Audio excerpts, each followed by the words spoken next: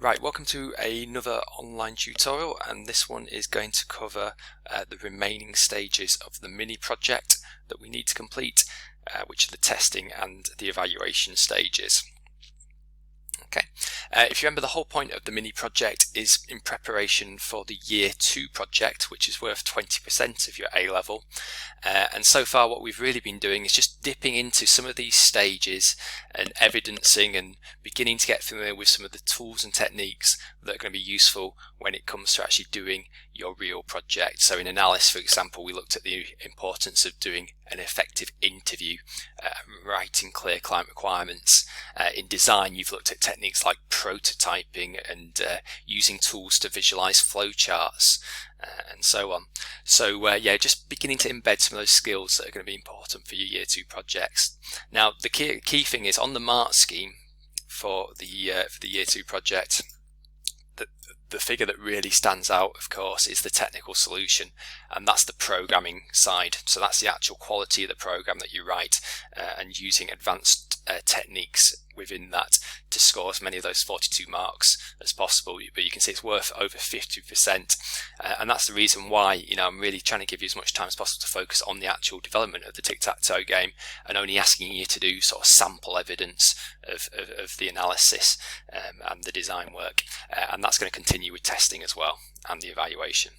Okay, so the main focus of the mini project, of course, is for you to hopefully enjoy doing some programming. So attached to this post you will find the full Word document of this, but what it is an example of is a year 2 project test plan, and it shows you couple of key things really. I think the most important thing here is about the precision and the clarity of tests. Tests are very specific, objective and clear, so that when it comes to conducting them, the actual evidence is black and white in terms of yes, that test has passed, or no, it's failed. Okay. Looking at the full test plan gives you a flavour as to the depth that you're expected to do this at year 2. I'm obviously not going to expect you to produce anything like this for the mini project, so don't worry, but it's just giving you the flavour of what's to come. And also the sequencing of tests as well, and the order in which you do tests is something that's going to be quite important when it comes to doing this for real. So hopefully there's some of the key concepts that we can begin to practice in the mini project. So have a quick scan and have a look through that, and you'll see what I mean about the clarity and the ordering of tests. Okay, so you'll see that in your actual test plan, in your mini project template, you have got a blank kind of test plan grid. Okay, and it's only got space for 6 tests in it, and that's basically what I'm going to ask you to do. I'm only going to ask you to produce a sample of tests. I'm not going to ask you to produce a written test for every single possible aspect of your tic-tac-toe game, because it's too much repetitive work, and yeah, there's not the need to do it at this stage, but there is a need to kind of give you a flavour of it, which is what we're going to do. Okay, so the testing that I want to focus on, and we're going to focus on one very minor aspect of your system in terms of the actual, you guys actually writing documented tests in the mini project.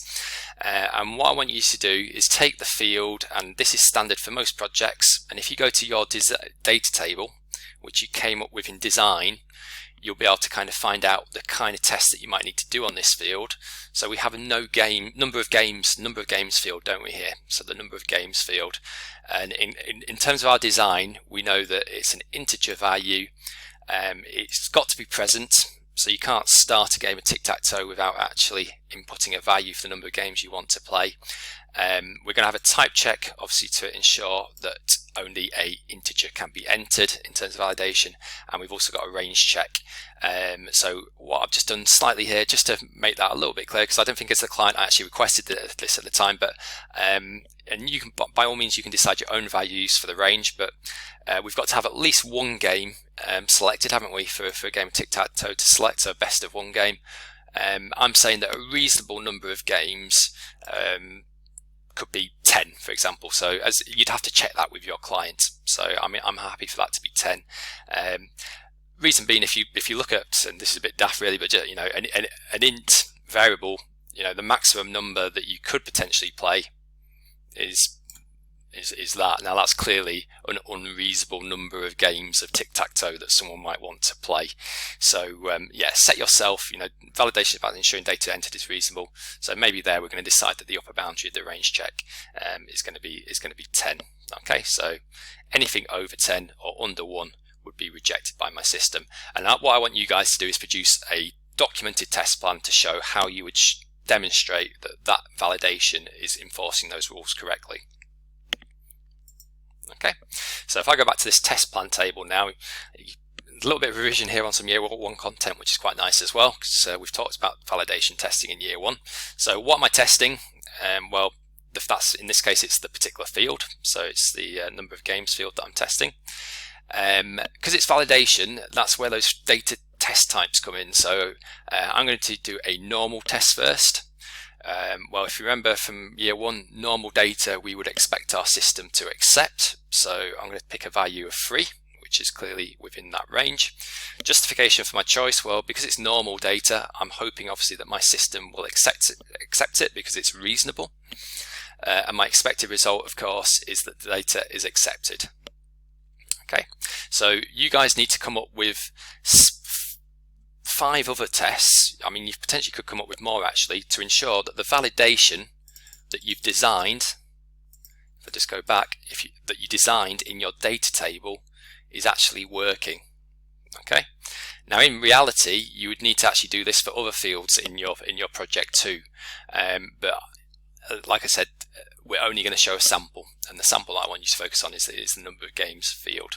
Okay, so if I'm thinking about this logically, my aim is to try and prove that that validation is working correctly. So maybe the next test I might do might be some boundary data, and if I was to do one of the boundaries in this particular program, then I'd be needing to put there's the cursor, I'd be needing to enter a 1 in for my next test. That would be boundary data, and also to check that the actual lower boundary is accepting data. Okay, now again, if I'm doing this properly, then I probably want to do an erroneous test next at 0 to show that there is that boundary between the 1 and the 0. So the 0 would be erroneous, because erroneous data, of course, we hope will be rejected by the system when we input it, and therefore my expected result over here will be that the data is not accepted by the system or rejected. Okay, so I think hopefully you guys should be able to come up with other tests to be able to show that that validation rule is working correctly. One thing that we didn't talk about there is showing the presence check is working, so we might need to kind of actually do a test where we leave the field blank and see if the system accepts it. That would be erroneous, of course, because we'd hope that it would have a flag there saying that we can't input, we can't start a game with no games being selected. We also haven't tested the type check, so actually you might get up to more than 6. Okay, but that is the only testing documentation that I want you to fill in. Okay, and actually document in the project. Okay, and just remember when you're doing it, base it on what you design. So base it on the validation in your data table that you produce and design. So yeah, so no more than sort of 6, 7, 8 tests. Okay, so however many you feel are necessary to cover that evidence. What I also want you to do, and this is realistic of the Year 2 project, is produce a walkthrough of your tic-tac-toe game. And this is the most common way that students use to evidence testing, because it's so much more efficient than taking hundreds of screenshots. Okay, so what I want you to do is to use a screen capture program like Screencast-O-Matic. So that's the free one that I tend to use, which has the 15-minute limit on it, but is straightforward and easy to set up, and actually record a walkthrough of your finished tic-tac-toe game. Okay. What I'd also like you to do is provide narration over the video to make it clear what it is that you're demonstrating. Okay, so one of the things I'd advise you to do before recording the video is to make a bullet point list. Where's the mouse gone? Oh, just erase that ink. So it's to make a bullet point list of how you would step through your program in a logical order to show off all the functions and the features that you've included within it, and to hopefully show that they work. Okay. To make sure that you're covering everything, obviously we should be linking back to the client requirements here as well. So use your client requirements as a bit of a checklist to make sure that you're actually demonstrating, what we agreed would be delivered. Okay, and then basically run your program, work your way through your checklist one by one, and just tell me as you're narrating it what you're actually showing. So I've given an example here, and I have a logical sequence. So I might first off load the game. I might select that I want to play a human versus human game, and then I'm going to enter 2 player names, etc. Okay, and I'm going to go through, and I'm going to show each of my requirements is actually being achieved and fulfilled. Okay, but you don't need to write anything. You don't need to sort of upload your Word document and your the actual step-by-step list that you followed. I just want to be able to hear that on the narration. Okay, and this is your evidence, this is your testing evidence, and this is what you'll use in year 2 as well, to actually evidence that your year 2 project has been completed and works correctly as per the requirements. Okay, so there. A nice example for you to use, just to kind of show this like a real example, and the link is provided for this in the post. You can watch a video recording of a student doing their particular walkthrough for a project. Okay, so something similar to that is what I'm after, and they're no more than 10 minutes long, please. Okay. Last important principle in relation to testing is about this idea of proof. And so the final thing I wanted to talk about is, let's take for example a leaderboard. Now, if you during your walkthrough just click on your leaderboard button and show me the leaderboard, well, that's not showing fully that leaderboard is working. It's not providing evidence that it's fully working.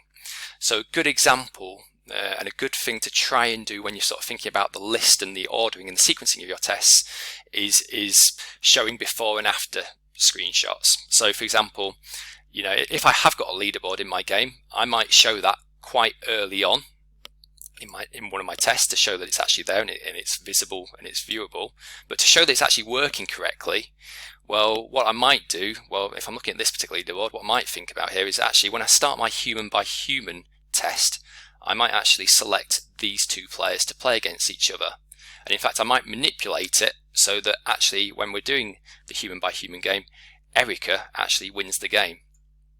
Okay, what that means is when I come out of the game and when the game's finished and Erica's won, I can come back to the leaderboard in my walkthrough and show the fact that the walkthrough has now, so by Erica winning the game, she has now changed places with Lucy in the leaderboard. Okay, and therefore I have some evidence that the functionality of the leaderboard is working. Okay, so do think about that. The sequencing of tests is quite important, and before and after screenshots are a good way of showing that the actual functionality is working correctly. Okay, so think about that when you're thinking about your tests.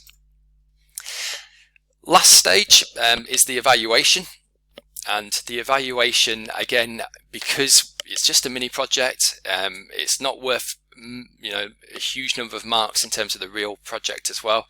But the basic idea of the evaluation will be that what you'll do is take your client requirements. I want you to copy and paste your client requirements from the analysis section.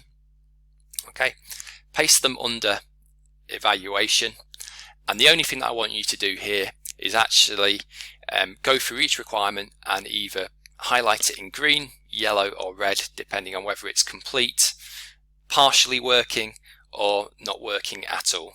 Okay, obviously if you're turning it green, then there should be that consistency. I should be able to see from your test video that feature is there and it's working. Okay, so the key thing with evaluation is reflecting on those client requirements, and in the real thing you do a lot more discussion about how you achieve some of the requirements and why some of the requirements weren't achieved. I'm not expecting you to do that in the mini project.